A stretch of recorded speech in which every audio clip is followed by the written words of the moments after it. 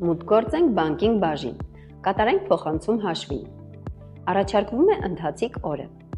Ելքագրվող հաշիվների ցանկում արտացոլվում են ավելացված բոլոր բանկերի հաշիվները։ Մուտքագրվող հաշիվներում կարող ենք ընտրել մեր հաշվեհամարներից որևէ մեկը կամ լրացնել ձեռքով։ Լրացնենք շահառուի անունը։ Գումար դաշտում լրացնենք փոխանցվող գումարը։ Միջնորդավճարի առկայության դեպքում կլրացվի գումարի չափը։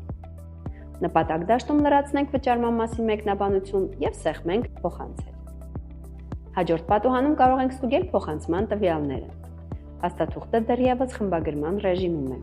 Անհրաժեշտության դեպքում կարող ենք վերևի աջ հրամանով պատճենել, խմբագրել, դիտել պատմություն, ինչպես նաև հեռացնել փոխանցումը։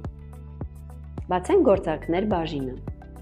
Տեսնում ենք մեր կողմից ստեղծված փաստաթուղթը խմբագրվող է կարգավիճակով։ Բացենք այն և ստորագրենք։ Մուտքագրենք Digipass սարքի պատասխանը։ Փաստաթուղթն ընդունված է բանկի կողմից։ Ցանկում հասանելի են միայն պատճենել և պատմություն հրամանները։ Վերադառնանք գործարքներ բաժին։ Այստեղ նույնպես փոխվեց կարգավիճակը։